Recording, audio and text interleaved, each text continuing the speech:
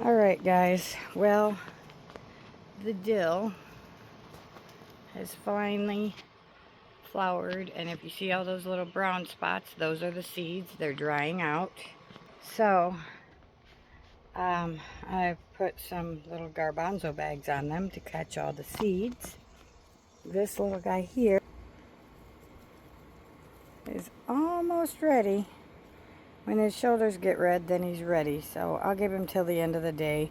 His seeds haven't browned up yet, so give him till the end of the day, and I will have myself a small little treat.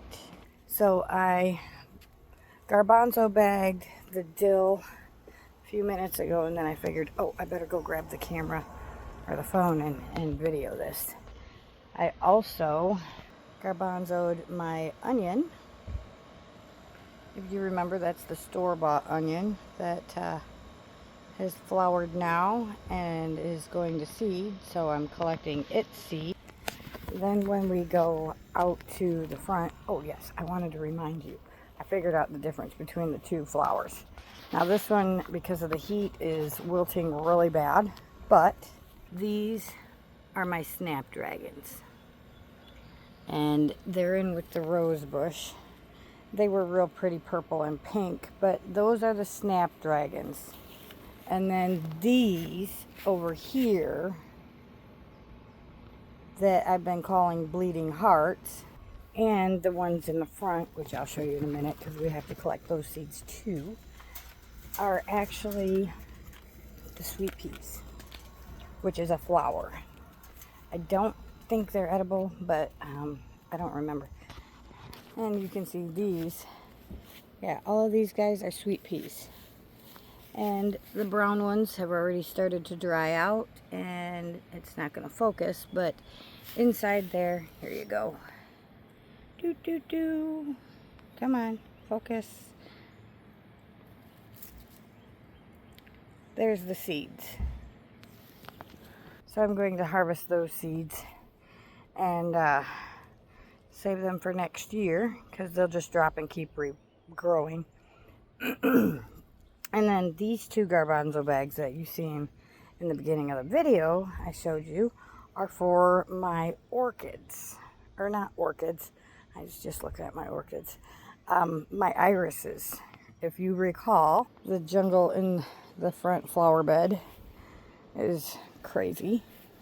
But the iris put off a bulb. And that's actually a seed bulb. So I am going to take one of these garbanzo bags and bag up the seed bulb, let it dry, and then I will have iris seeds. So I'll put this bag on here and then I'll come back and show you what it looks like. Alright, so here she is all bagged up, and what I did was I tucked her under this cute little leaf that was right up above. Oh, this is not very good focusing today. But I tucked it under the leaf and then snugged it tight. Now it'll just sit there and dry out, and then I'll cut the top off. Well, I'll cut the whole bulb off, and then I will be able to save the seeds, because it splits on its own. Once it's dry, it'll split and start dropping the seeds. So what I do is I'll go ahead and bring it inside and then just take all the shell out of it and keep the seeds.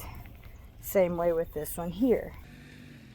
This one doesn't have a leaf on it, so as you see, just gonna take my little garbanzo bag and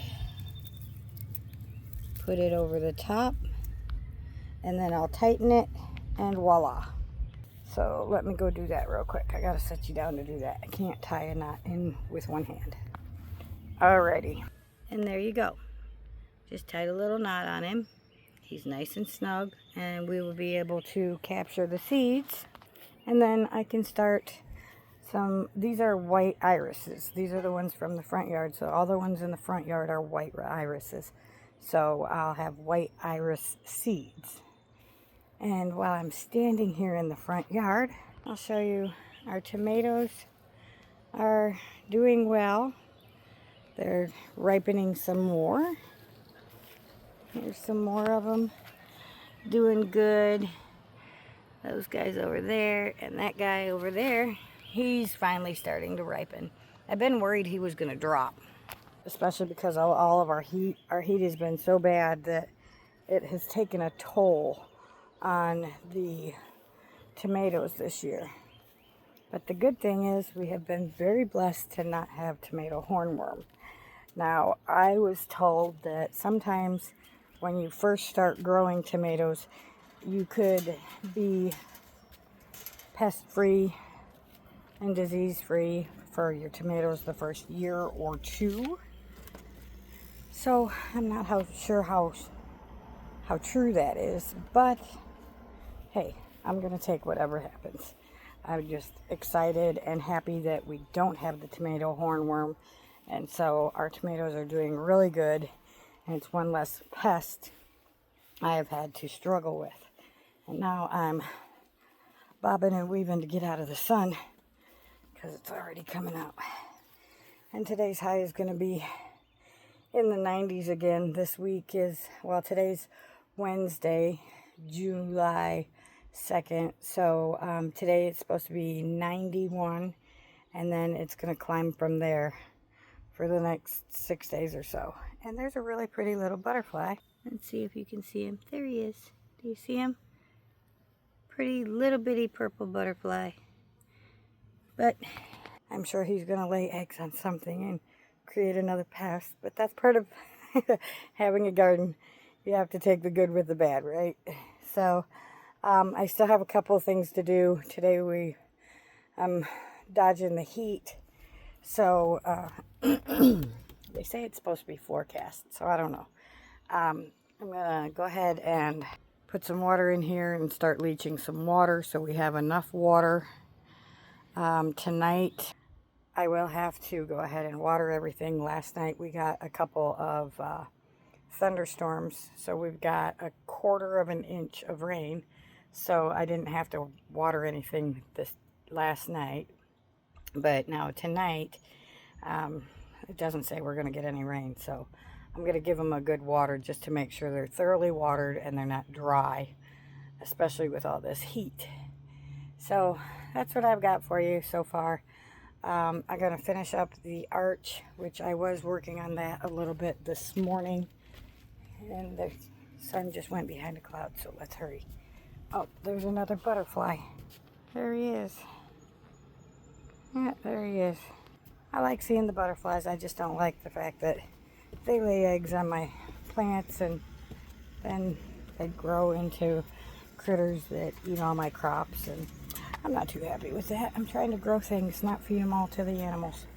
So, but I'll show you what I just finished doing this morning before I grabbed the camera.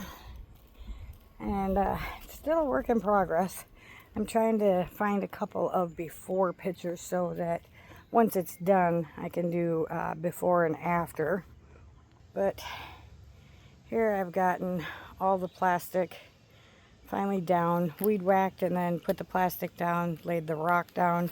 I'm going to put a little bit more rock because this is the curb, so I want to extend that back rock a little bit further out and make it kind of the same way as the curb. I think that'll look a little bit better. But I did get it finished. And of course, the wheelbarrow of rock is over there with the dirt. And I got this genius idea, since we've got that air conditioner that's been running. I'm going to put some rock under there so we don't have standing water there. And then as we enter the fence in the front yard, we have this spot where there's all these weeds, and they grow here all the time.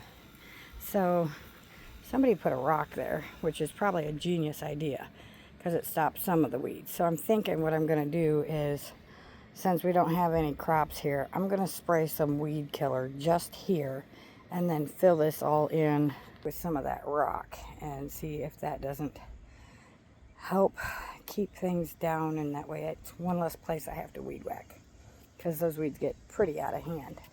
So that's what I got for you so far. I might be able to come back and do another video after a while. I'm not exactly sure. Just depends on how bad this heat gets. So got a couple of other ideas for projects I want to get done. Looks like there's a couple of cucumbers that need to be harvested. Of course, the jalapeno peppers. Let's get inside the yard here and show you. Here's a cucumber that I should pluck so it keeps growing more cucumbers. We still haven't had any pumpkins form yet, which is a little bit disappointing. The purple bell peppers are growing like weeds. You can see them all there. It's crazy. They just keep pushing off more and more peppers, which is exciting. When you cut into those, they're actually green on the inside. And we've got a couple of bell peppers down here. I'm trying to let them get just a little bit bigger before I harvest them. I'd like to, a couple down here too, you can see. I'd like to get them big enough that I can make some stuffed peppers. But what I wanted to show you, let's see if I can step over this without breaking my neck, is jalapenos. Everywhere jalapenos. These over here, this one is actually starting to turn colors. So I'm thinking I'm going to let them turn a little bit more red. They have a different flavor when they're red. And then of course, all of these guys, I should probably zoom out just a hair, but you can see underneath all the jalapenos. There's so many of them. Some more that are growing. So they're doing really good. Here's a couple over here that, oh, the flowers are in the way. There you go. There's one there. There's one there. Our chili peppers are starting to color and turn red. So they're going to be ready soon. So I'm very excited. We got lots of basil that has already went to flower, which is fine. But now, as soon as I see it starting to dry out, what I will do is I will come through and I will cut all of the flowers off as they're drying so they don't drop seed everywhere. That's kind of why we have basil that has volunteered in all of our plants and pots. Because last year I just let the seed drop. Well, this year we're not going to let the seed drop. We're actually going to take the heads and save the seed and not let them drop all over. So then we'll still have Thai basil seed, but it won't be so voluntary and it won't be everywhere. So that's pretty much what I got for you right now. I hope that you guys are enjoying these videos and the updates I'm doing for you. Make sure that you like and subscribe, like always, so that you get the notifications of when I do another video. And I will see you on the next video. Alright, until then, remember, you are someone, you do matter. I love you, and we will see you next time. Ciao now.